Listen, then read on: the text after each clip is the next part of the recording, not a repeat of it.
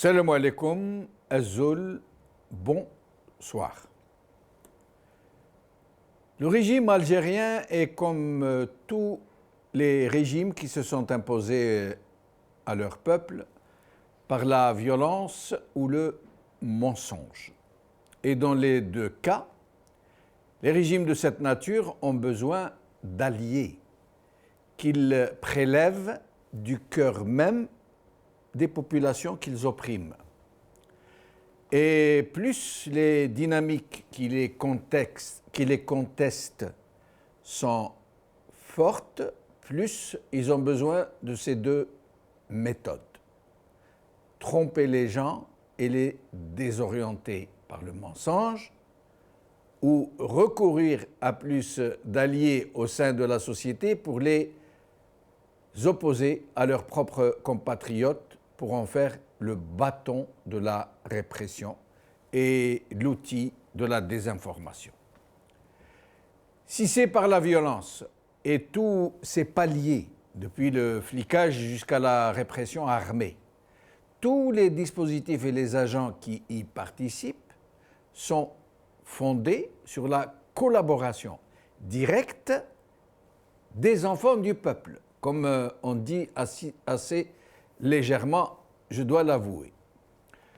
Oui, les enfants du peuple, depuis le policier jusqu'à celui qui tire sur la foule à la mitrailleuse lourde, en passant par le faux député qui adopte la loi qui rend la répression légitime et par le magistrat qui s'en sert pour incarcérer tous ceux qui osent contester le même régime. Toutes ces gens, donc, viennent des milieux populaires. Et ils y restent, malgré leur zèle, si l'on accepte ceux parmi eux qui sont au sommet de leur hiérarchie respective, généraux, ministres et autres grands commis qui sont admis dans le cercle des grands potentats et qui peuvent donc considérer qu'ils sont passés de l'autre côté du sas. Et si les circonstances sont moins exacerbées, c'est-à-dire à peu près tout le temps hormis les situations de pic où le régime considère qu'il doit sévir, hormis donc ces circonstances particulières où la violence reste latente et qu'elle se limite au flicage, le régime use de l'autre méthode bien plus systémique, prégnante, passe-partout et quasi systématique. Le mensonge. Le mensonge décliné à toutes ses applications, depuis le discours direct, en passant par la propagande, la mystification, la mythification du passé pour en faire une sorte d'opium, mais aussi un modèle et un canevas où viennent se nicher ce que le régime impose comme étant des valeurs de la nation et qui souvent servent soit à fabriquer de faux héros, soit à stigmatiser en traître quiconque n'y adhère pas. Mais il n'y a pas que cela. Il y a aussi et surtout, pour le régime, la nécessité de greffer des contre-valeurs au sein de la société pour y disséminer la mauvaise conscience, qui devient ainsi et de fait le ciment qui unit une grande partie de la population aux barons du régime. Le phénomène des faux moudjahidines, par exemple, qui a été sciemment et délibérément créé pour noyer dans la masse les vrais moudjahidines, qui étaient hostiles au régime dès sa naissance, en est un argument parlant.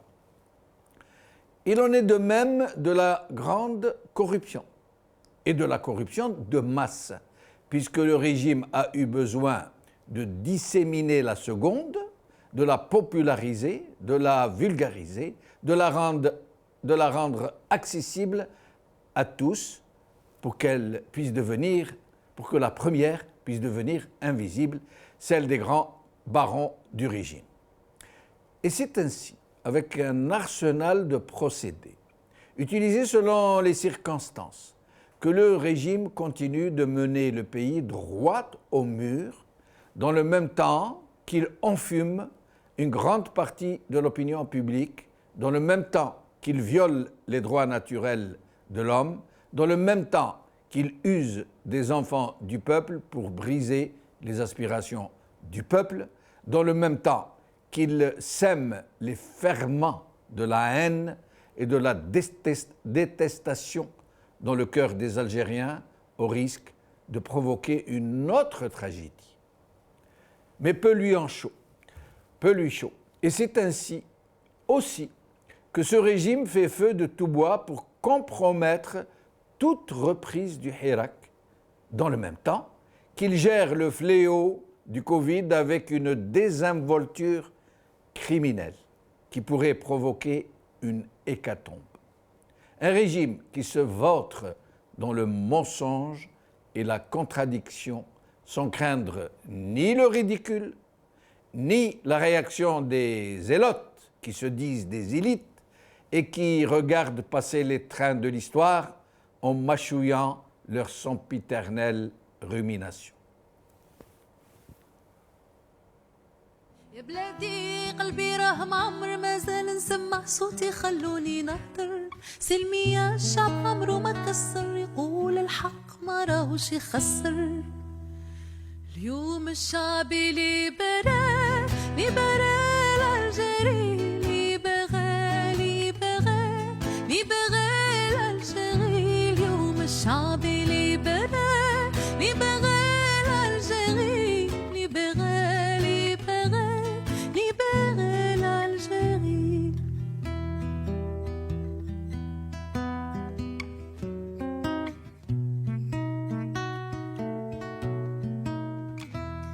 امبارح خدينا المسؤولية وخرجنا للتغيير كحشبيبة جزائرية وقعنا وين الخير جاملة نفشلو واللي صار يصير يدفل يد والله توصلوا يتحقق حلمنا الكبير اليوم الشعب ليبرال ليبرال الجيري ليبرال ليبرال ليبرال الجيري اليوم الشعب ليبرال ليبرال الجيري ليبرال ليبرال ليبرال الجيري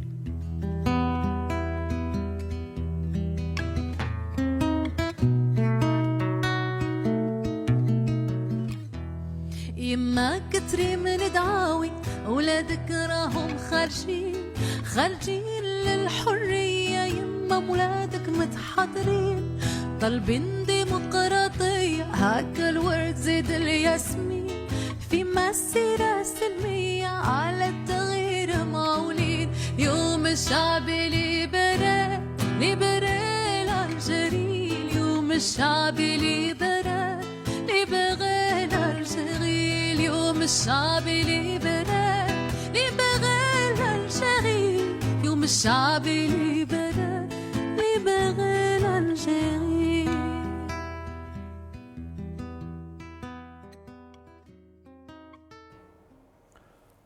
Mensonges et violence, les constantes du régime, c'est le titre de notre émission d'aujourd'hui. Et pour en parler, j'ai le plaisir de recevoir Mossab Hammoudi, chercheur en sciences politiques depuis Paris. Et nous aurons Jamila Harshawi, orthopédagogue depuis Montréal. Et Karim Naïts Oussiliman, chercheur et analyste politique depuis Paris. Et nous allons commencer par Mossab Hammoudi. Mossab Hammoudi, merci d'avoir accepté notre invitation. Merci de m'inviter, Jamaldine. Bonsoir à toi, aux invités, aux téléspectateurs. Merci. Alors, nous allons d'abord commencer par... nous allons parler un peu de ce que nous a dit M. Tebboune. On va y revenir un petit peu. Puis nous parlerons de ces histoires de liquidités qui ne sont pas disponibles dans la poste et qui vont à l'encontre de toutes les mesures de confinement et des mesures donc barrières. Et nous parlerons aussi de la situation du Covid, surtout les médecins, ce qu'ils endurent, sur ces chiffres dont on nous dit qu'ils ne sont pas truqués, mais dont tout le monde est d'accord pour dire qu'ils ne peuvent pas être ce qu'ils sont. Nous allons d'abord voir M. Tebboune. يقول لك اليوم ما يكفيش. اليوم هو النموذج ماشي امس. لو كانت فيه هذه العقليه وهذه الصرامه اليوم لو كان ما زالت موجوده. ولكن 64 مليار تكفي في النظر تاعنا باش نعاودوا انطلاقه. رانا نشوف اليوم دول راها تقترض عند صندوق النقد الدولي، عند البنك العالمي يقترضوا 3 ملاير 4 ملاير مليار ونص يجروا. احنا الحمد لله رانا ميسورين، عندنا 60 مليار احتياط. ومهما كان الحال حتى لو نقص البرميل لهذه السنه بالاضافه الى الشيء الاحتياط اللي راه عندنا تدخلنا واحد 25 مليار دولار من المحروقات، بالاضافه الى 25 مليار دولار نتاع الفلاحه. الحمد لله الامور في حسن التسيير. الكثره هذه والمال السايب ينوض السراق. زمان كنا نبنوا سكنات، كاننا نستورد سكنات، كل شيء اون ديفيز. Quand le bâtiment va chez nous, tout va à l'étranger.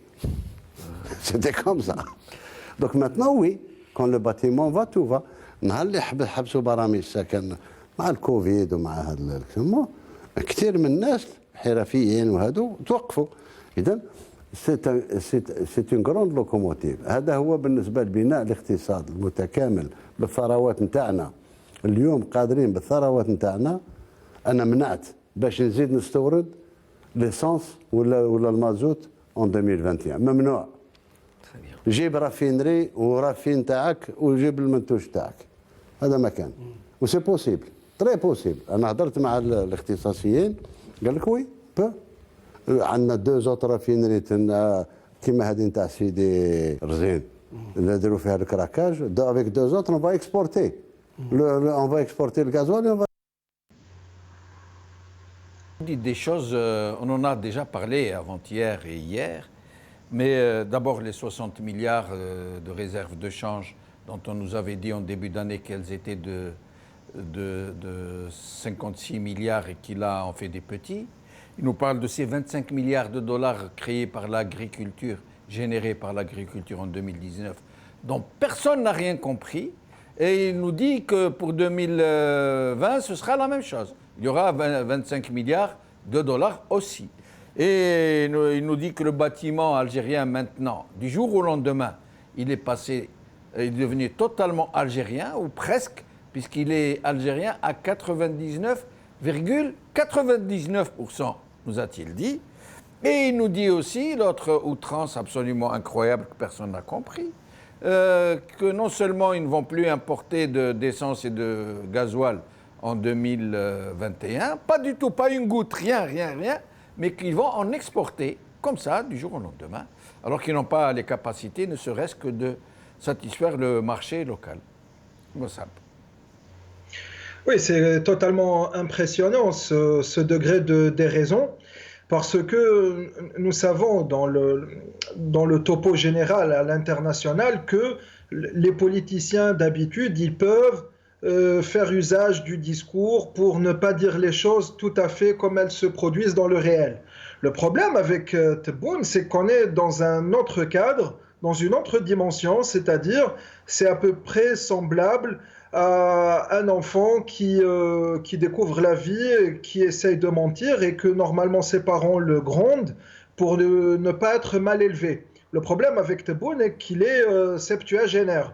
Donc à cet âge, agir comme ça, dans une telle posture de responsabilité, c'est vraiment impressionnant. Et donc on a tout le temps dit que ce régime, là je ne parle pas que de Tebboune parce que c'est quelqu'un de désigné qui n'est même pas maître de ce qu'il dit, mais de tout le régime. On a tout le temps su que ce régime est médiocre. Médiocre parce qu'il fait usage du mensonge. Mais ici, à ce niveau-là, la médiocrité devient menaçante parce que la conjoncture actuelle dans laquelle se trouve le pays, l'impasse, que ça soit sanitaire, quoique c'est international, mais aussi économique, mais aussi social, ce sont des menaces, ce ne sont pas des choses futiles, ce ne sont pas des choses avec lesquelles on joue. Donc faire le pompier pyromane avec du mensonge, c'est vraiment, je suis tenté d'utiliser l'adjectif. Ça s'impose à moi. C'est bas, c'est très bas. Mais On peut pas. Mossab, à votre avis, est-ce qu'il est en train de mentir? Et là, à la limite, c'est un monsieur qui a exercé les plus hautes fonctions, qui est au régime, qui est aux affaires, comme on dit, depuis 50 ans, un demi-siècle. Et donc, il sait que de tels bobards ne peuvent pas passer. Donc, ou est-ce que, alors, et là ce serait vraiment grave, est-ce qu'il y croit vraiment? Est-ce qu'on l'a trompé? Est-ce qu'il est à un tel point de déni qu'il en est arrivé à gober ce qu'il est en train de dire lui-même? Non, il faut savoir que Tebboune, il a une caractéristique. C'est un enfant du régime.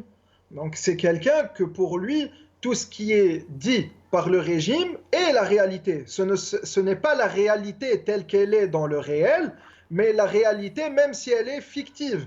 Donc, quelqu'un qui a tout le temps été dans les manettes du régime, quelqu'un qui a un peu gradué dans toutes les fonctions depuis 50 ans, effectivement, c'est quelqu'un qui sait être loyal au régime. Donc la réalité n'est pas ce qui se produit sur la scène réelle, mais celle qui est dictée par le dictat de la dictature, même si c'est une chimère, même si c'est une fiction.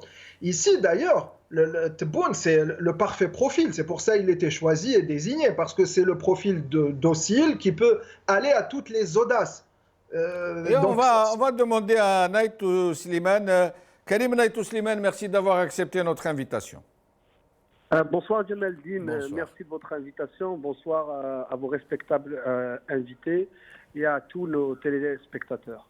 Merci. Alors, Karim, la même question, je suis tenté de vous poser que celle de Mossab. Il croit à ce qu'il est en train de dire ou il est conscient qu'il est en train de nous asséner les plus gros mensonges jamais écoutés dans un régime, jamais entendus de la part de ce régime qui pourtant nous a habitués depuis 62 à nous mentir. Mais là c'est énormissime. On ne peut pas inventer une histoire pareille, que l'agriculture algérienne a généré 25 milliards de dollars en 2019, que nous n'importerons plus d'essence et de gasoil dès 2021 et que même nous allons en exporter, que le bâtiment algérien est à 99,99% totalement intégré, totalement algérien. C'est incroyable. C'est absolument incroyable, d'autant plus qu'il y a un grand principe connu de tous les propagandistes du monde et qui est dit que en matière de propagande, plus c'est gros, plus ça passe. C'est-à-dire que lorsque le président désigné Abdelmadjid Tebboune s'adresse dans son discours, en réalité il ne s'adresse pas à tous les Algériens, à mon avis, mais il s'adresse à une certaine catégorie de citoyens qui ont cru de tout temps au gros mensonge, au mythe de ce régime. Et c'est pour cela qu'il leur met en quelque sorte plein la vue avec des chiffres mirobolants. Mais personne ne peut y croire, Karim, à plus forte raison que même s'ils y croient, les échéances de ces promesses sont pour demain. Quand il dit par exemple, en 2021, nous n'importerons pas une goutte d'essence ou de gasoil, et même que nous allons en importer. Ça va se savoir dans 6 mois. Ça veut dire que c'est très, très proche. Ça veut dire on ne comprend plus à qui sont destinés ces mensonges. À l'étranger, s'ils s'adressent à l'opinion publique internationale, ils savent très bien à quoi s'en tenir. Pour les Algériens, quels qu'ils soient, quelle que soit leur naïveté, ils savent très bien à quoi s'en tenir. Donc on ne comprend plus à qui ils s'adressent. Est-ce qu'ils croient à ce qu'il est en train de dire? On ne sait plus. Justement, l'intérêt de ces discours, c'est juste de meubler l'espace médiatique pour, comme je vous disais, mettre plein la vue à vraiment une infime minorité qui suit encore l'UNTV et les chaînes satellitaires entre guillemets privées qui gravitent autour, qui consomment ce genre ce genre de discours absolument inconsommable en réalité. Je vous rappelle par exemple que ce même régime, ce même gouvernement, le gouvernement de ce président disait il y a quelques mois que la pandémie du coronavirus allait disparaître avec les premières chaleurs. Il a même donné une date, il a dit avant la fin du mois d'avril. Voilà. Ouais. Et ça, au nez de tous les scientifiques du monde entier, de l'Organisation mondiale de la santé, qui cherchent jour et nuit un remède pour cette pandémie. Donc, je pense que le logos, ou ce qu'on pourrait appeler aussi les mesures de la logique ou de la raison humaine, ne peuvent pas être malheureusement utilisées pour interpréter ce genre de discours. Je pense aussi que les critères des grilles de lecture politiques ne peuvent pas aussi s'appliquer à ce genre de discours. Je pense seulement que malheureusement, comme certains à un certain moment prédisaient la fin de l'histoire avec la victoire du capitalisme, je pense qu'en Algérie maintenant, on peut même parler de la fin de la politique. Nous sommes dans une ère de fin de politique en Algérie, où on a une occupation médiatique, voilà, des discours creux, vides, loin de toute réalité. Et restez avec nous, Karim. Jamila Harchaoui, merci d'avoir accepté notre invitation. Salam alaikum, Mazoul. C'est moi qui vous remercie. Merci. Alors, je suis tenté de vous poser la même question. Est-ce que M. Tebboune croit ce qu'il dit? C'est énorme. Hein, ou est-ce qu'il est dans le déni? Est-ce qu'il y a un problème psychiatrique quelque part? À votre avis? Moi, je pense que c'est préparé, c'est voulu, en fait. Vous savez, c'est un peu gênant pour moi de commenter un peu ce qu'il dit, parce qu'en fait, moi, à la base, il est illégitime. Donc, commenter un peu ce qu'il dit, ça revient, c'est comme si je commentais un peu le Premier ministre d'ici, par exemple. Il a dit des choses, et puis il y a l'opposition qui se dresse, en fait, en disant que il y a anomalie, il y a quelque chose qui ne va pas, il y a eu des choses qui ont été dites qui ne sont pas vraies, ou du populisme. Donc, commenter ce qu'il dit, c'est comme si je le reconnaissais, en fait. Pour moi, il est totalement illégitime déjà à la base. Et quant à ce qu'il dit, alors là, je veux dire, ça reflète toute cette illégitimité. Quelqu'un qui est un apparatchik de la bureaucratie, qui fustige la bureaucratie, lui-même qui était l'adjoint de l'Arbi Belkhair au ministère de l'Intérieur, lors de la dissolution des APWFIS et tout ça, quelqu'un qui a participé au statu quo absolu de l'administration, il vient nous parler, nous faire miroiter des chimères, en fait, c'est comme pour nous dire, en fait, moi, je suis l'image de la stabilité, voilà, en fait, ici, par exemple, quand le Premier ministre vous dit des choses, il annonce, par exemple, des chiffres et tout, vous allez sur des sites internet, vous cliquez et puis vous vérifiez en fait si ces chiffres sont réels, et à travers le courrier que vous recevez chez vous, vous vérifiez tout ce qu'il a dit, est-ce qu'il est vrai ou est-ce qu'il est en train de parler pour parler en fait, juste pour nous donner une image. Oui, mais Jamila Harchaoui, il nous a déjà dit des choses qui ne sont pas produites ou qui sont avérées fausses. Je vais vous donner un exemple, qu'on vient de nous le dire, Karim Naïtou Slimane. Il avait promis qu'il était sûr et certain que l'épidémie allait partir, allait être finie, que nous allions nous en débarrasser à la fin avril. Or, on voit aujourd'hui ce qu'il en est. Il avait dit des lits d'hôpitaux qu'ils étaient très, très disponibles, que la situation était sous contrôle. Il avait même donné des chiffres très faux sur le nombre de respirateurs et de lits de réanimation qui, aujourd'hui, se sont avérés être très insuffisants et la principale cause des décès qui se produisent en ce moment. Et pourtant, il n'y a pas eu de réaction. Ni de la presse, dont on va parler dans un petit instant, ni de l'opinion publique qui semble s'être habituée, qui ne réagit plus, quel que soit le niveau du mensonge qui a été proféré. Oui, mais est-ce que vous pensez que nous avons une presse libre? Est-ce que vous pensez que... je veux dire, on est dans une dictature, là, c'est rien qu'à voir la répression. Moi, vous savez, quand je l'entends parler, j'ai l'impression d'entendre Bouteflika. Souvenez-vous, Bouteflika, lorsqu'il est venu, toute la presse parlait de projets économiques. parler d'économie pendant je ne sais pas combien de mois. Ça rejoint un petit peu les 2 coupes du monde Oui. que nous devions, Oui, oui. qu'il nous a promis. Ça rejoint. En fait, c'est le prolongement du 5e mandat. Je veux dire qu'il n'y a pas à se leurrer, quoi. Nous sommes dans la même continuité. Et nous allons voir justement un des 2 journalistes qui ont interviewé M.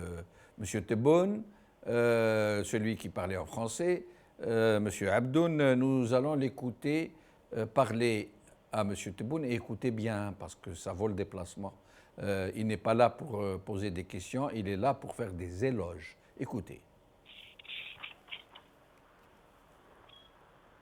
Souvent référence aux tenants de l'argent sale et de la rente qui tentent de bloquer vos réformes que vous menez en profondeur. Et quelles sont les ressources ou les moyens que vous comptez déployer pour essayer de contrer ceux qui tentent de bloquer l'œuvre que vous avez engagée depuis votre arrivée à la tête de l'État? Il y a 2 choses. Il y a l'État fort, le قانون يطبق على الجميع والمجتمع المدني يكون يساندك. Vous comptez sur la société civile. La société civile, المجتمع المدني والقانون والدولة القوية. قوية بالحق، مش قوية بالعصا ولا non. Mossab, vous avez écouté. Oui, donc, absolument. Bon, déjà, il n'avait pas affaire à des journalistes parce que ce sont des auxiliaires des mukhabarat. Et c'est les méthodes, c'est mentir au grand jour. Il faut savoir que c'est une façon de faire qui est très sécuritaire. Parce qu'on sait que Tebboune n'est qu'un décor. Et au-dessus de lui, ce sont les généraux militaires sécuritaires qui ont une caractéristique bien spéciale, bien typique, qui est le dénigrement du civil. Et donc, même quand ils ont préparé ensemble cette petite mise en scène, c'est avec des directives, un proforma, ils vont lui dire « Oui, tu dis n'importe quoi, bon, tu dis l'inverse de ce qui se passe. » Donc, bien qu'ils instrumentalisent la justice, il va dire qu'il y a de la justice, bien que la société civile est totalement écrasée, ils vont dire qu'il y a une société civile, et justement, il utilise la matraque. Il n'y a pas de matraque, alors que c'est ce qu'il y a. Justement, ça ne reflète pas la posture de Tebboune, parce qu'il n'en a pas. Même dans son langage corporel, il ne délivre aucun message. Mais il reflète la manière de penser des sécuritaires qui est basée sur le dénigrement des civils, au point de leur vendre n'importe quoi, même si c'est grandiose, même si c'est grotesque, même si c'est irrationnel, même si c'est inadmissible. C'est une manière sécuritaire de faire les discours et de les projeter en disant que voici mon programme. Et c'est pour ça que Tebboune reste, et je le confirme, aussi coupable que les généraux sécuritaires. Parce que même si il parle et il y en a qui disent que c'est pas lui qui commande, non, lui c'est un véhicule et il est aussi coupable, aussi criminel que les généraux sécuritaires qui sont en train de diriger le pays, mais pas comme ils le souhaitent. Alors, Karim Naïtou Slimane. Oui, franchement, en écoutant les déclarations, encore une fois, absolument absurdes de M.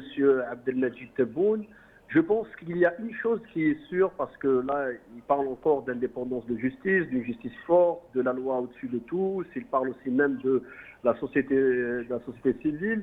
Je pense que ce qu'on pourrait vraiment retirer de tout cela, et que ce que je retiens moi personnellement de tout cela, et mon ressenti, c'est que M. Abdelmajid Tebboune se dirige actuellement vers une provocation, et il est en train de provoquer une vague d'indignation qui, avec le temps, va dépasser celle du 5e mandat, va dépasser celle de l'absence de Bouteflika.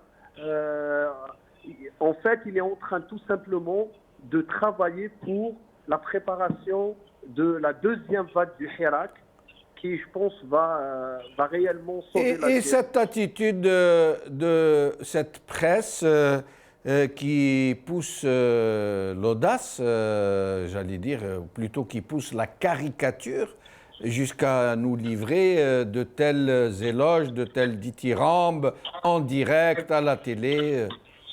Ah oui, absolument. C'est ça, c'est le propre de la... C'est pour ça que je dis que ça relève de la provocation, ça relève de l'harcèlement intellectuel, parce qu'ils sont en train de pousser les gens à bout. Je rappelle qu'il y a encore des journalistes en prison.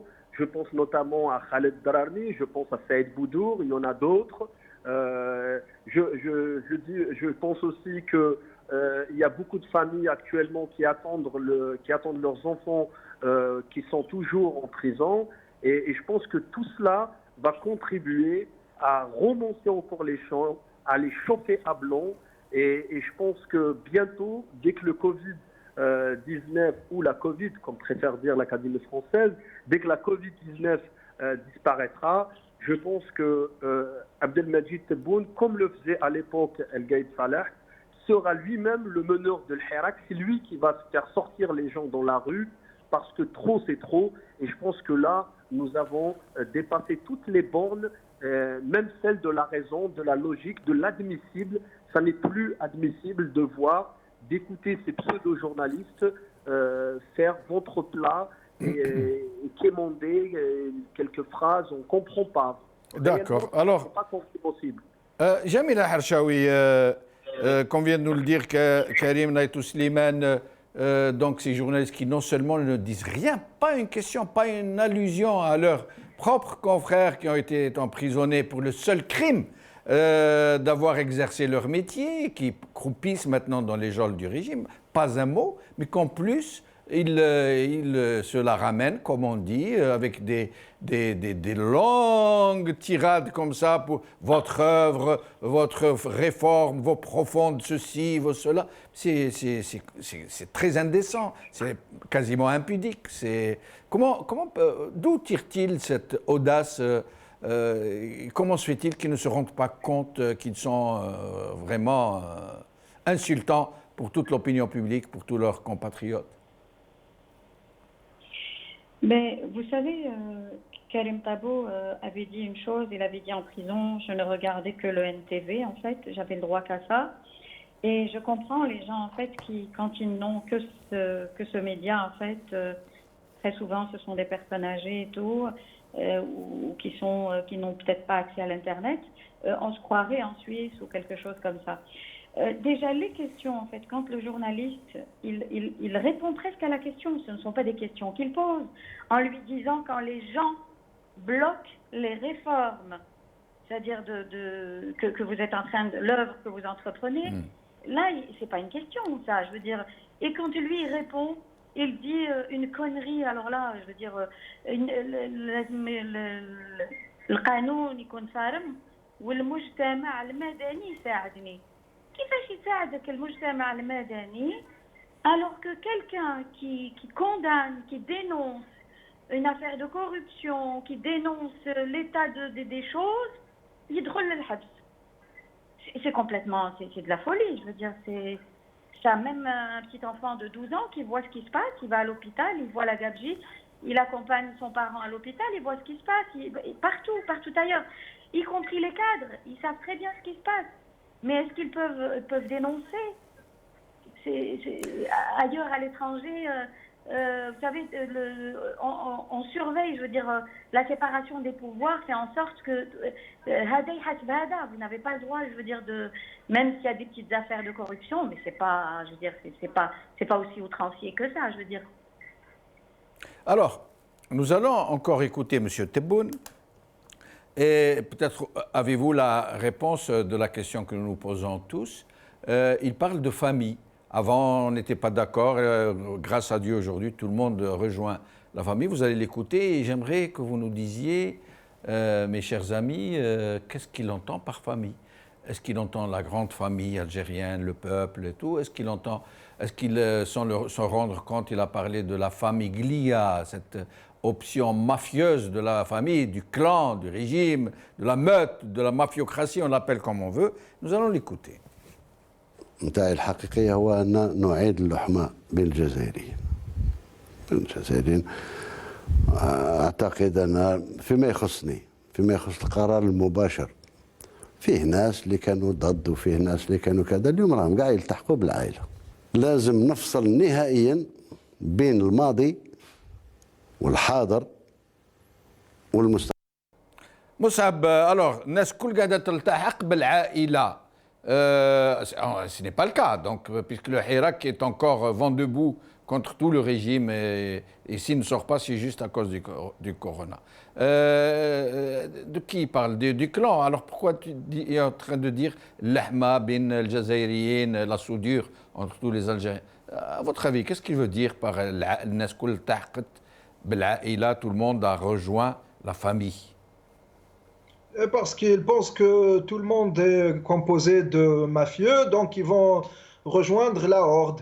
Mais ça ne se passe pas comme ça. Mais encore une fois, ici, il sait que ce n'est pas la réalité. Il sait quel est le problème social, il sait les répercussions, il connaît très bien la situation. Sauf que il essaye plus de se mettre en avant parce que les consignes qu'il a, enfin qu'il a peut-être indirectement, c'est d'être au devant de la scène.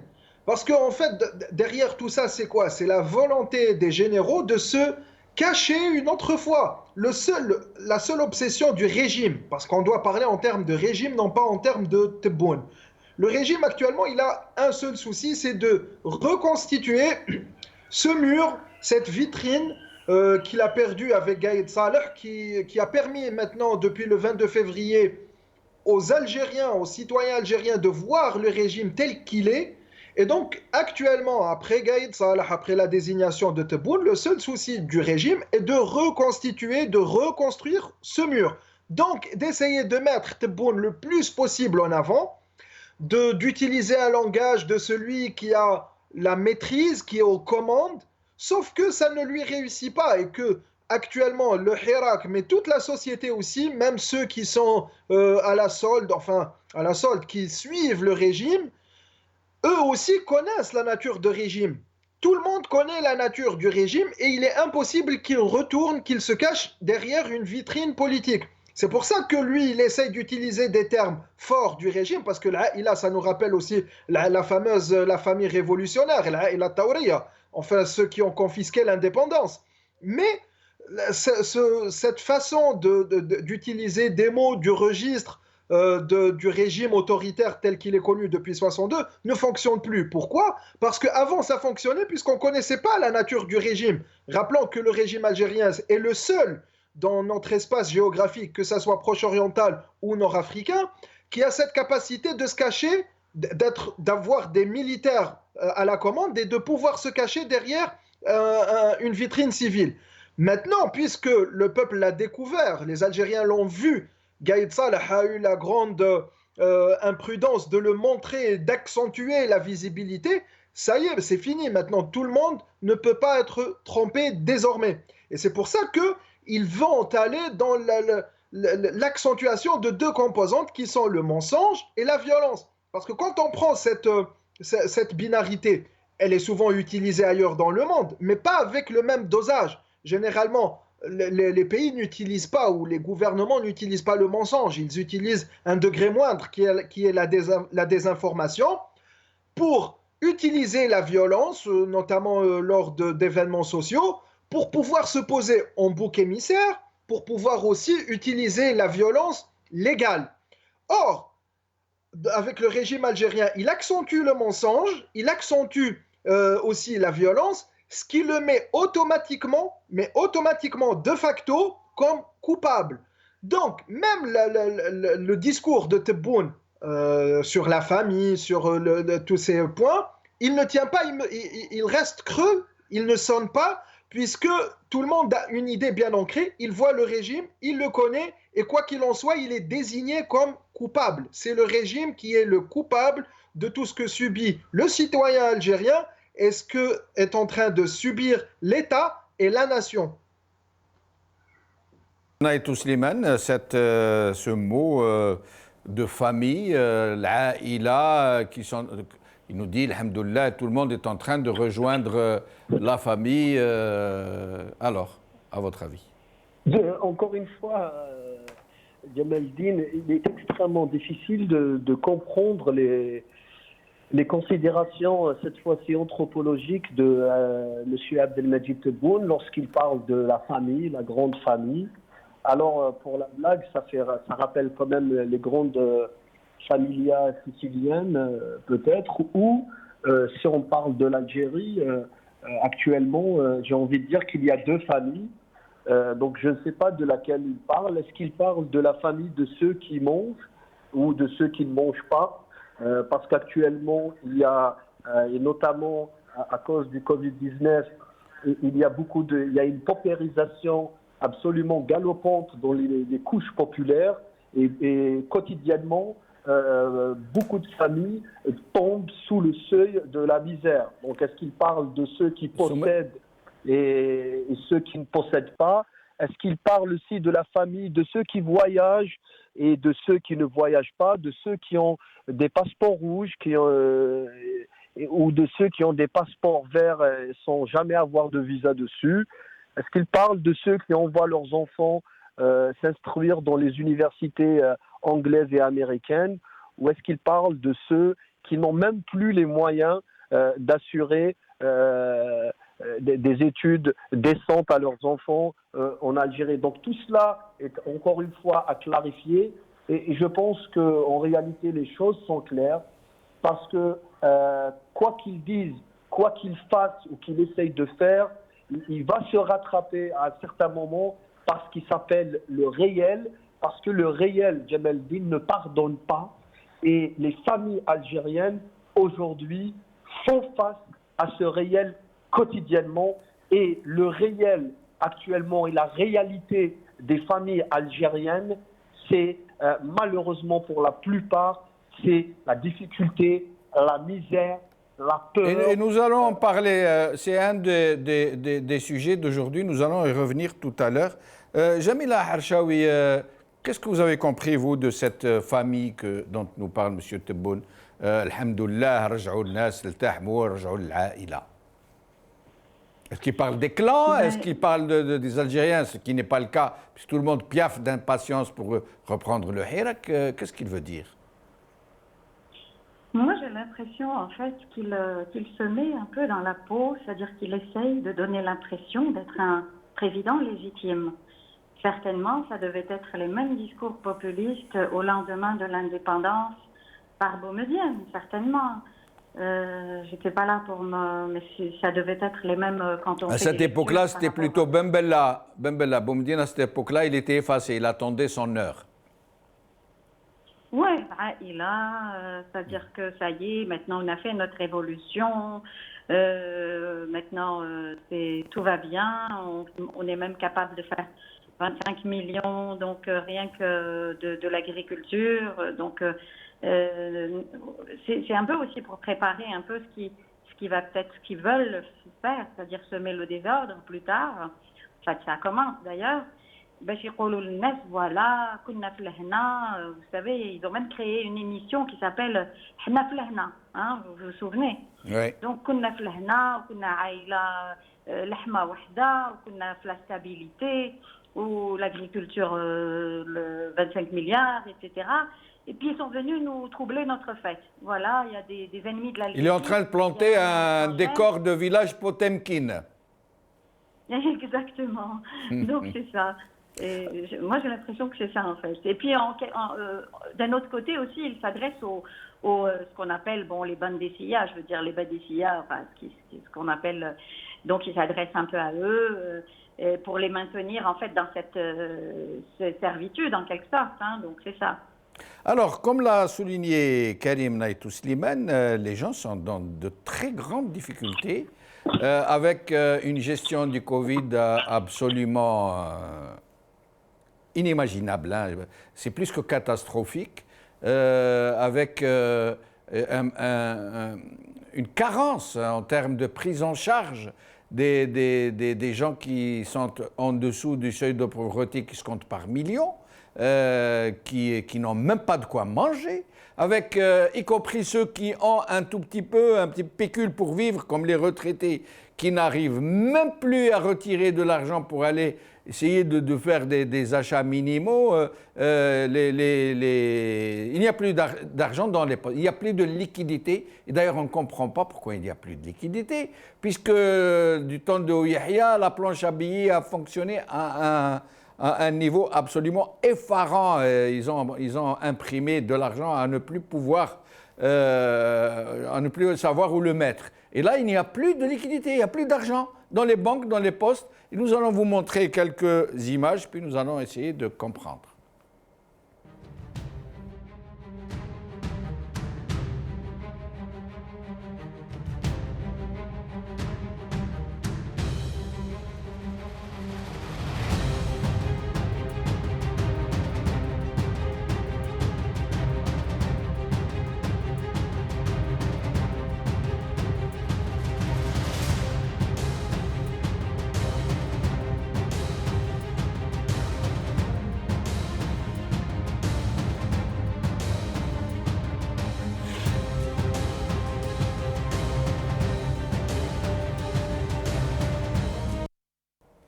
Moussab, c'est ainsi dans tout le pays, des chaînes à ne plus en finir, pour s'entendre dire quand on est arrivé qu'il n'y a plus d'argent, qu'il faut revenir le lendemain, les distributeurs qui ne fonctionnent plus ou qui donnent des sommes très très limitées, un haut responsable qui invite les gens à aller acheter leur Kobch el-Eid avec leur carte.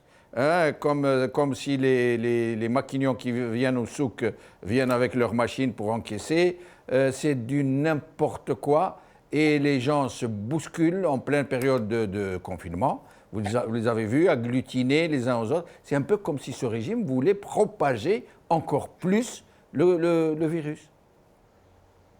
Oui, effectivement, ça, si on le voit d'un côté sanitaire, mais peut-être qu'on peut s'intéresser aussi sur le côté monétaire, qui est plus accru et qui est plus menaçant.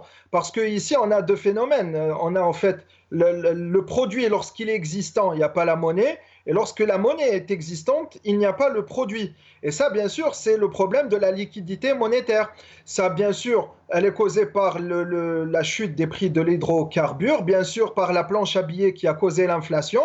Et c'est pour ça que dans ce climat, pour répondre à la question, il y a un détail qu'il ne faut pas oublier, c'est qu'il n'y a pas d'activité dans les marchés. Le marché algérien est inexistant. Il n'y a pas de marché qui permet de débourser la monnaie. C'est pour ça que même la monnaie, c'est un peu les mêmes billets, peu de billets, les mêmes qui circulent entre les mains de 42 millions d'Algériens. Et c'est pour ça qu'ils sont sur tous les billets dans un état d'effritement. Ça s'explique économiquement. C'est parce qu'on a une petite somme de monnaie, puisqu'il n'y a pas de production, qui va circuler la même. Il n'y a pas de renouvellement, puisqu'il n'y a pas de production. Et comme il n'y a pas de quoi acheter les produits, ça reste circuler dans un cercle vicieux. Le problème ici, c'est que ce manque d'activité, il va causer la pauvreté, puisque les prix, à cause de l'inflation, vont augmenter. Et du coup, on a beaucoup de billets pour acheter peu de produits. Et c'est pour ça que ça va aller encore et encore vers plus de misère pour les citoyens.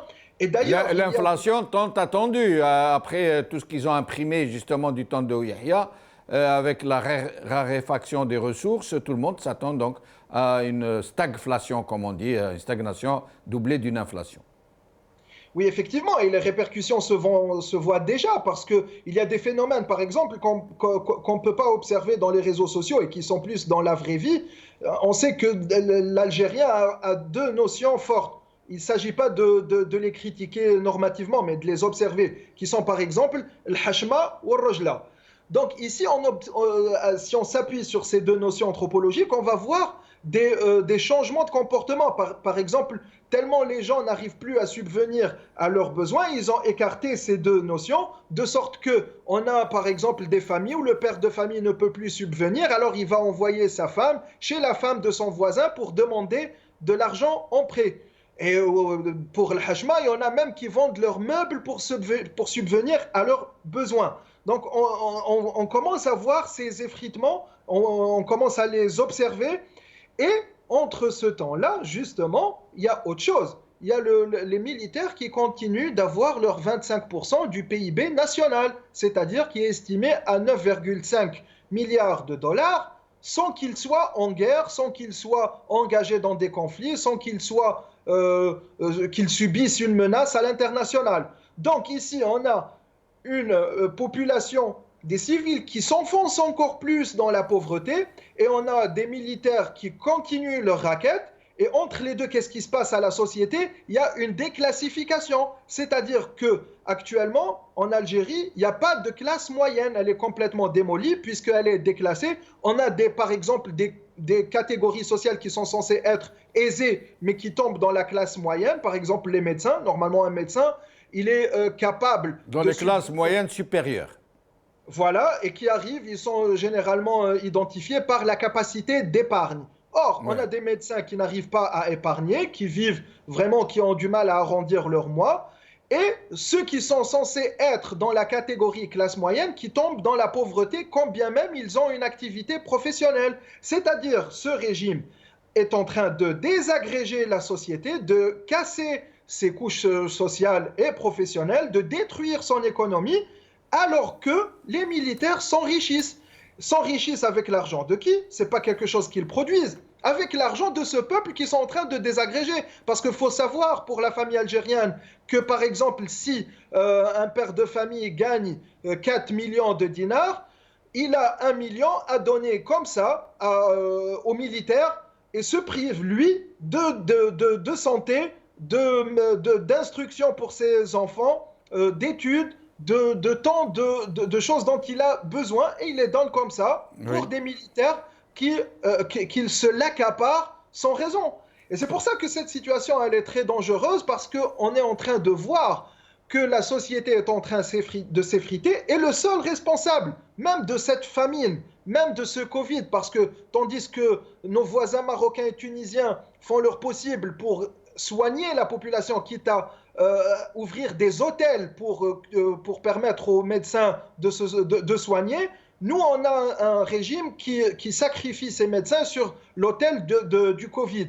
Donc le problème ici, c'est que la société, et au-delà de la société, parce que ça ne se limite pas à la société, ça va à l'État et à la nation, sont complètement menacés, profondément menacés par ce régime qui ne fait aucun calcul et qui continue dans des choix sécuritaires complètement fous.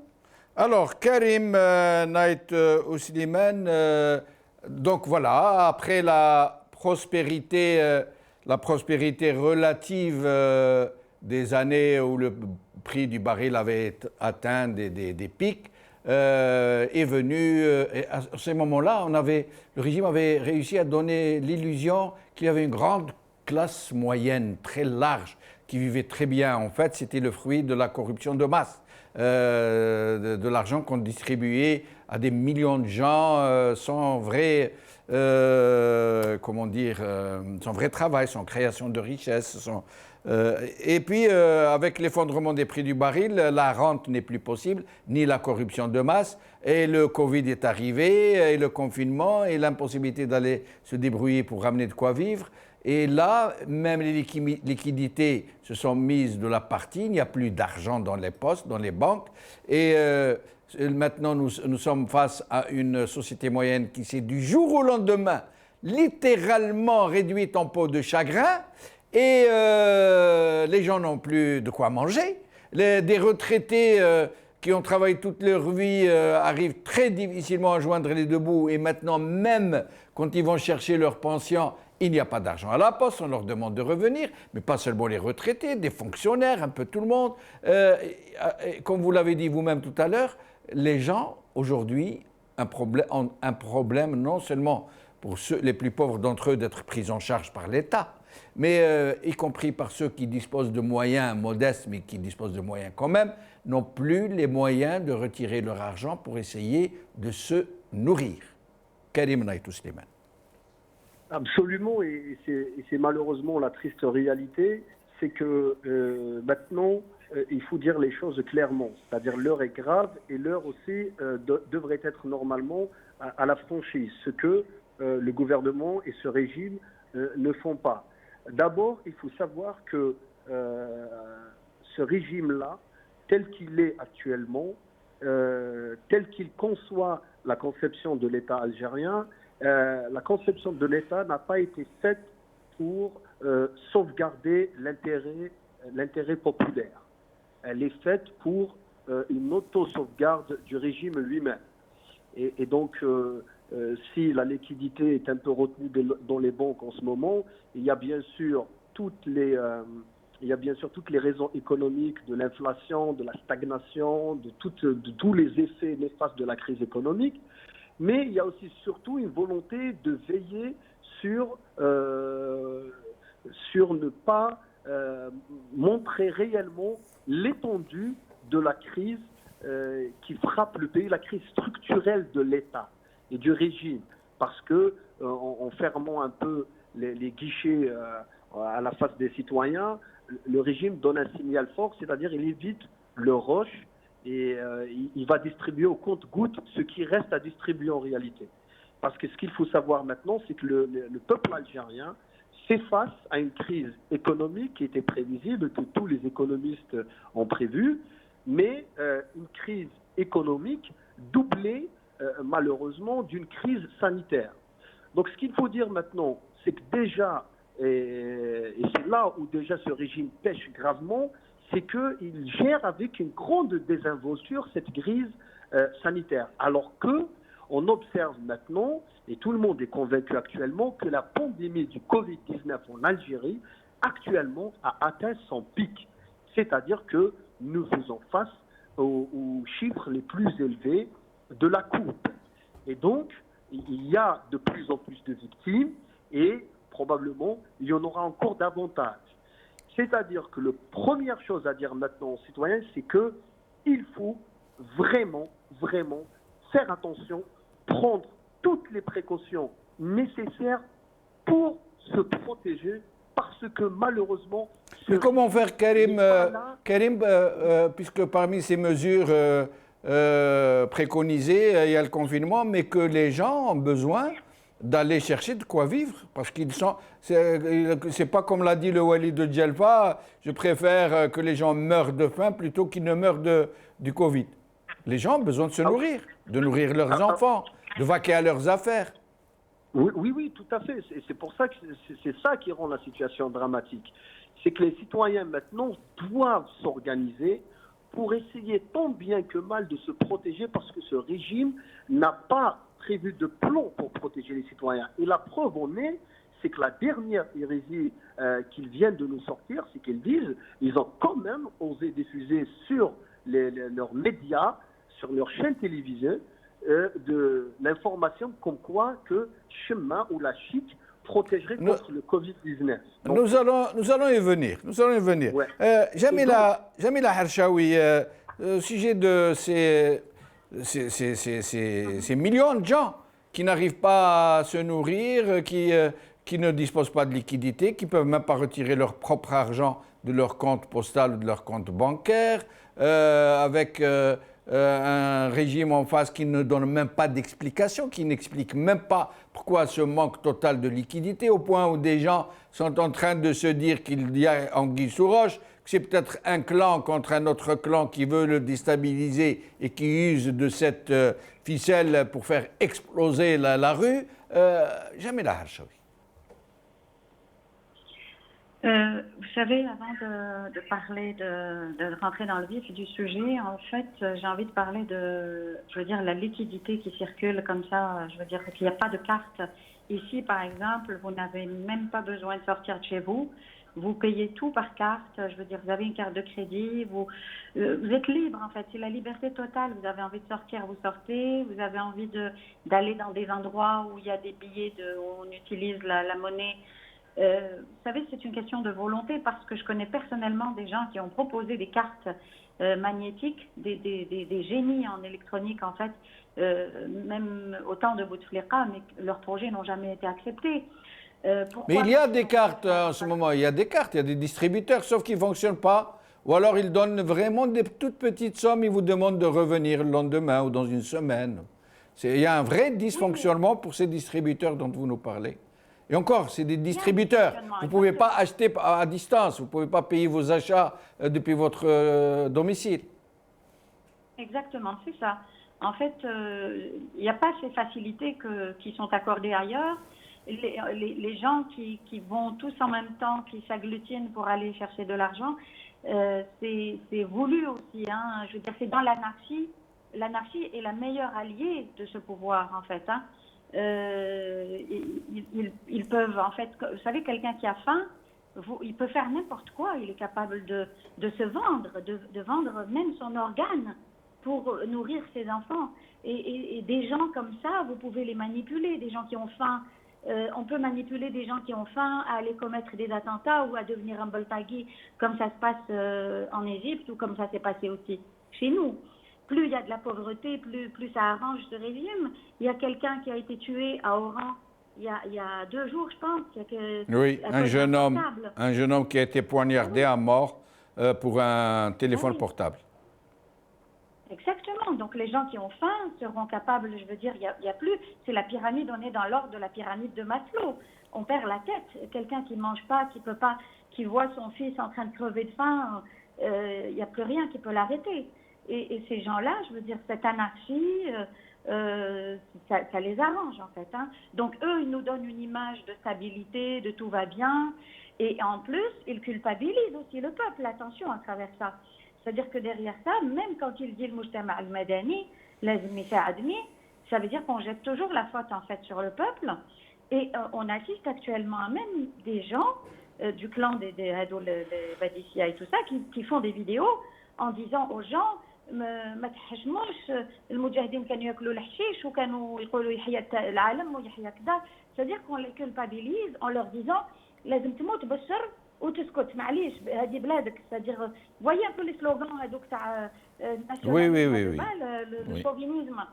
Et c'est un peu la mentalité du Moyen-Âge chrétien.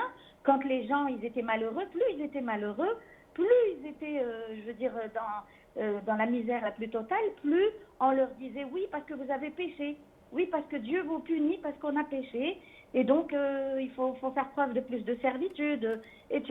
Donc c'est comme ça. Quand on voit par exemple ici au Canada, vous savez le ministre Philippe Couillard, quand il est médecin, je veux dire, et quand il était ministre, il était mieux payé en tant que médecin que ministre. Exactement. Et restez avec nous, Jamila Harshawi. Alors, nous allons écouter des professionnels de la santé nous dire un peu ce qui se passe selon eux. Et encore, ils étaient dans une conférence très cadrée où ils ne pouvaient pas s'exprimer très librement, mais écoutez-les. نتكلم على أكثر من 2700 حالة إصابة في أوساط المهنية، نتكلم على أكثر من 40 حالة وفاة مسجلة إلى غاية اليوم. كل هذه الضغوطات زيادة على أن الناس ماهيش قادرة تدخل بيوتها، ماهيش تتواصل مع أسرها. عشرات الحالات نتاع اعتداءات، يعني آخرها كان في تنية في مستشفى تنية في بومرداس، اعتداء على طبيبة وطبيب كذلك. يعني الطبيبة الأولى تم الاعتداء عليها، كانت في المناوبة، استدعى الأمر أنها توقف العمل تاعها واضطرت أنها تغادر. يعني تم جلب يعني تسخير طبيب اخر من مصلحه اخرى باش يعني يكمل عمله في المناوضه. ساعه ولا ساعتين من بعد تم الاعتداء على. Alors, ce monsieur nous parle de 2700 personnes du personnel médical et paramédical atteintes et plus de 40 morts parmi les médecins et les paramédicaux. Selon d'autres chiffres, il y aurait plus de 80 morts chez les paramédicaux, les médicaux et les personnels auxiliaires. Nous allons écouter un autre monsieur qui va nous parler depuis la même conférence, il me semble. قد ما زال يعني نستقبلوا مرضى بالعشرات وبالمئات وبالالاف. حاب يقول فشلنا في المخطط نتاعنا، والمخطط فيه عدة محاور، والمحور الاساسي نتاعه هو التنسيق، والتنسيق هذا ماهوش موجود منذ بدايه هذا يعني تسيير هذه الازمه الصحيه بل دوله اخرى. ما نجموش نتحملوا لي شاك d'abord d'un système de santé qui est vraiment dépassé et d'un échec de la gestion actuelle Des commissions, des sous-commissions, des réformes, on n'a rien vu. Sur le terrain, c'est que du papier. On le dira même moi, Monsieur le Président de la République. Ce n'est que du papier. Et aussi, nous dénonçons quand même un discours rassurant. Un discours rassurant de dire tout va bien. Ce n'est pas vrai, c'est pas tout va bien. Et ce qui... Les deux personnes sont des médecins, dont Lies Marabat, qui est président d'une association de médecins, il me semble. Moussab, voilà, donc situation absolument catastrophique. Des médecins qui sont en train quasiment de... certains de dire, de déclarer qu'ils ne peuvent plus travailler parce qu'il manque de moyens de protection individuelle absolument effarants. Qu'ils sont exposés de façon irresponsable par un régime qui n'arrive même pas à les doter, non seulement à coordonner avec eux pour essayer de mener des politiques de résistance à ce fléau de façon concertée, mais qu'en plus, ils sont livrés quasiment à eux-mêmes. Non seulement il manque de moyens, de lits, de respirateurs, de lits de réanimation, au point où il n'y a plus de place dans les hôpitaux, mais qu'en plus, eux-mêmes manquent cruellement et très dangereusement de moyens qui les prémunissent. Oui, bien sûr. Et en vérité, il n'y a pas de problème sanitaire, il n'y a pas de problème agraire, il n'y a pas de problème sportif, il n'y a pas de problème de santé, il n'y a pas de problème de culture. Le seul problème, et qui englobe tout ça en même temps, c'est le problème politique. Parce que tout ça ne peut avoir une issue souhaitable, une issue positive, ne peut être réformée convenablement que s'il y a une politique forte. Or, en Algérie, qu'est-ce qu'on a? On a des généraux sécuritaires. Dans le cas de la santé, depuis 4 mois, ils ont fait le choix de gérer cette crise du Covid de façon sécuritaire, répressive et non pas sanitaire, scientifique. Et donc, eux, ils ont décidé, ces généraux sécuritaires ont décidé de faire cette gestion. Les citoyens, le corps médical payent les frais. Nous sommes en train de payer les choix de la police politique et des généraux sécuritaires, clairement. Donc cela, ça a aussi d'autres répercussions, parce que si on le rajoute à la donnée économique, on a deux choses. Non seulement la chute du pouvoir d'achat, mais aussi la baisse de l'espérance de vie du citoyen. C'est-à-dire, ce sont deux notions. Et ici, cela, on peut le mettre en perspective avec les options qu'offre le régime. Le régime ne nourrit pas les citoyens, ne les soigne pas. Par contre, selon le Wali de Gelfa, qui l'a bien prononcé, il offre la mort toute option. Il vous dit de choisir comment crever. C'est ce qu'ils offrent. C'est ce que ce régime militaire offre. C'est pour ça, maintenant, il est devenu urgent, il est devenu nécessaire de réaliser ça. Bon, ceux qui sont des auxiliaires du régime, ça, je ne rentre pas dans ce débat, parce que pour moi, les camps sont choisis. Il ne s'agit pas de les ramener vers nous ou pas, mais de dire que la situation actuelle est très dangereuse et qu'on doit faire preuve de patience, parce que c'est les moyens qu'il y a pour le moment, et pour éviter surtout l'explosion, parce que le problème social, il va être énorme, ça ne va pas être de la rigolade. Le Hirak, ceux qui sont du Hirak, qui doivent gérer ou essayer de conscientiser la société, le reste de la société, qu'ils le fassent, mais sinon, nous, à cause de cette gestion sécuritaire de la condition sanitaire, sociale, nous allons payer une facture très lourde. Donc, je ne sais pas si les gens réalisent cela. On commence à voir les répercussions, mais ça va être quelque chose de terrible si il n'y a pas un regain de conscience ou un ressaisissement. Parce que dans la configuration actuelle, c'est très dangereux ce qui va venir les prochaines semaines. Alors, Karim Naïtou Slimane et Jamila Harshawi, avant de vous donner la parole, et ce sera le dernier tour de micro, j'aimerais vous montrer quelques images. J'aurais voulu les montrer avant de poser la question à Moussab. D'abord, regardez à quel point de désinvolture, j'allais dire, de caricature, se passe la prise en charge contre la lutte du Covid. Chourouk, la télévision très proche du régime, qui nous montre une dame qui nous apporte une comment dire, une panacée pour tester qui a le Covid et qui ne l'a pas, et peut-être même pour en guérir. C'est NEFA, du tabac à priser. Regardez. اذا كان الانسان ما عطش ولا عطسه وحده ولا زوج صافي ما عنده والو ما يدير لا سكانير لا كيما راهم يديروا فيه بالسكره وكي يعطس بزاف صافي راهو عنده المرض. روح شوف بسم الله لازم يعاود على الموبايل راح نجربوا دخلوا كامل دخلها حتى لهنايا ومسح تقعد حتى تركز الكميه كيما راهو داير هكذا شوفي معليش عادي دخل كامل. وحنا جدودنا حنا واش كانوا يديرون من الريوس للاطفال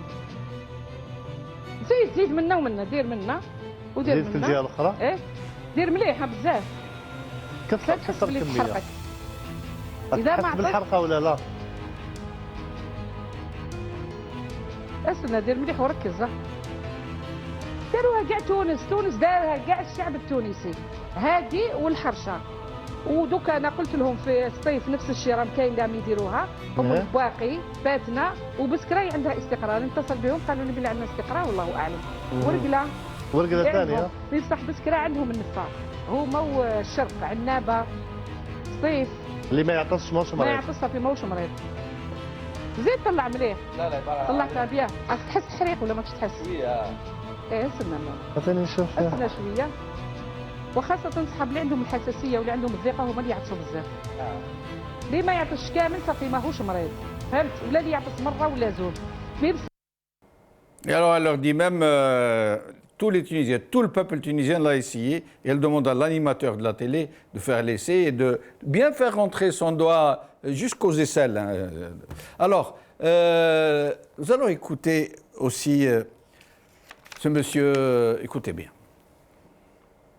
كل يوم رانا نفقدوا زميل وبطبيعه الحال الواحد اللي يكون زميل تاعك ويكون خوك واقف معاك قدوه ما تلقاش وتلقاه السبه نتاع الوفاه تاعو ممكن باستهتار نتاع المواطنين بعض المواطنين ما نقولوش كاينه مواطنين اللي راه ملتزمه بصح باستهتار بعض المواطنين اللي راهم مش ملتزمين تلقى خوك كان يعمل معاك وكان يجاهد معاك والغدوه ما تلقاش راه مش امر مش سهل يعني شويه يحسوا بنا كاينين معانا اطباء وممرضات عندهم اولادهم فيهم اللي كاينه شهرين العيد الصغير والله ما عيدته في الدار مع اولادها شويه يحسوا بنا رانا ضرينا صراحه معنويا.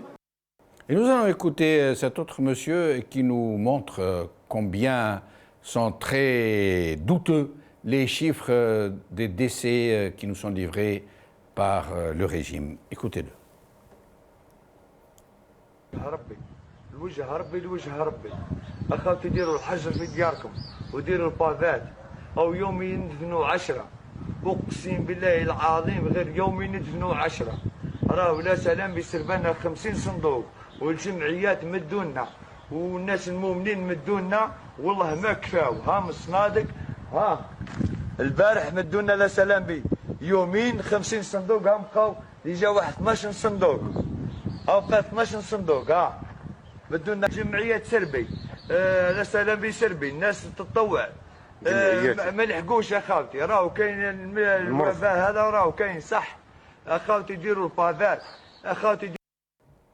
Karim Natou Slimane, avant de commenter ces images, est-ce que vous pourriez nous dire quelle est cette initiative que vous êtes en train de lancer pour le 9 août, il me semble?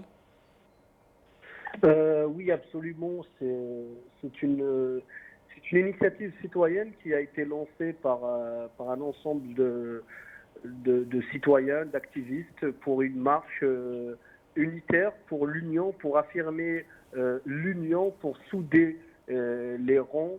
Et donc c'est une marche sous le signe de l'union, c'est-à-dire sous le signe du principal slogan du Hirak, Khawa Khawa, qui se prépare pour le 9 août prochain, donc dimanche 9 août à Paris, et donc bien entendu à laquelle toute la diaspora à travers le monde est invitée. C'est un devoir d'y participer, bien sûr dans le respect des mesures de distanciation, de prévention contre le Covid, mais il est nécessaire vraiment d'être présent parce qu'actuellement il y a trop de manipulations qui visent à rejouer la carte du diviser pour régner, alors que nous voyons que le peuple, dans toute sa différence, est victime de la nonchalance criminelle du régime. Et la preuve en est, c'est ces images désolantes que nous venons de voir ensemble, là, qui ne font pas honneur à l'Algérie, qui nous donnent vraiment les larmes aux yeux quand on voit à quel point, à quel degré est réduit notre cher peuple, c'est-à-dire face à une crise mondiale, à des propositions, à du charlatanisme littéralement, alors que dans les régimes sérieux, dans les États sérieux, le Covid est pris vraiment avec des mesures réelles et réalistes. Je vous raconte très rapidement l'anecdote, ce que nous souhaitons voir en Algérie un de ces jours. Je vous raconte cette anecdote très très rapidement. Il y a un étudiant algérien qui prépare son doctorat actuellement en France, donc dans une ancienne université où j'ai travaillé et dans laquelle encore j'ai des contacts avec des enseignants. Et donc cet étudiant-là était censé rentrer en Algérie, à Djemeldine, juste avant le confinement. Et finalement, il s'est retrouvé bloqué à Paris. Donc lui, il avait une bourse qui devait se terminer au mois de mars. Hein? Et finalement, il s'est retrouvé coincé à Paris, il ne pouvait pas rentrer. Cet étudiant a contacté un professeur algérien de mes connaissances. Il lui a dit, voilà, je n'ai plus de ressources d'argent pour vivre, je suis bloqué, je ne peux plus rentrer en Algérie, alors comment faire? Ce professeur-là, il a contacté, et c'est pour vous donner une image d'un système qui fonctionne, hein. Donc il a contacté l'université. Déjà sur le champ, l'université a bougé, parce qu'ils ont un système huilé, a bougé, ils lui ont débloqué une carte bancaire virtuelle avec un virement en cash sur son compte pour qu'il puisse se nourrir, donc déjà immédiatement, c'est ça le réalisme. Le lendemain, ils lui ont déboursé une bourse pour donc payer son loyer pendant un mois, et quelques jours après, ils lui ont prolongé sa bourse, Djemeldine. Ils lui ont prolongé sa bourse pour lui permettre de vivre et de poursuivre ses études le temps de la fin de la pandémie. Voilà un système qui fonctionne. Nous, en Algérie, on nous propose chemin contre la Covid, contre une pandémie mondiale. Et donc, c'est ça. Merci. Malheureux. Merci, Karim. Jamila Harshawi, le mot de la fin. Le mot de la fin, c'est que tout d'abord, je salue les médecins car actuellement ils sont en épuisement, c'est un épuisement professionnel et ça c'est très dur. Et puis je fais appel aussi aux gens en fait de rejoindre cette initiative justement que je salue aussi les gens qui l'ont initiée.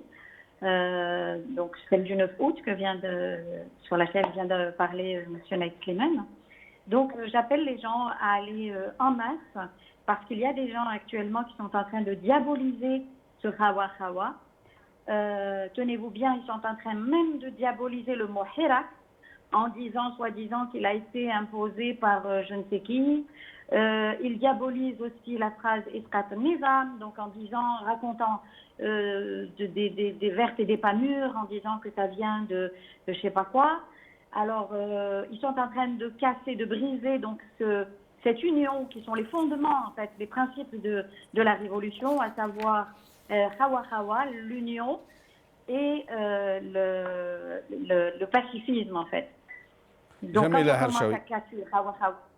Jamila Harshawi, merci beaucoup. Moussab Hammoudi, merci beaucoup. Karim Naïd Slimane, merci beaucoup.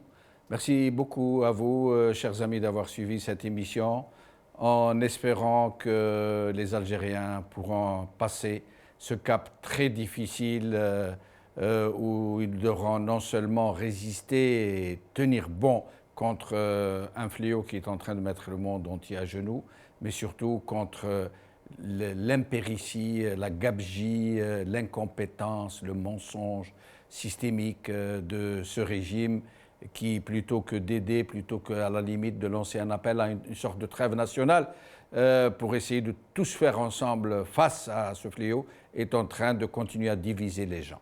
Merci beaucoup. Bkhara la khair, b'slama.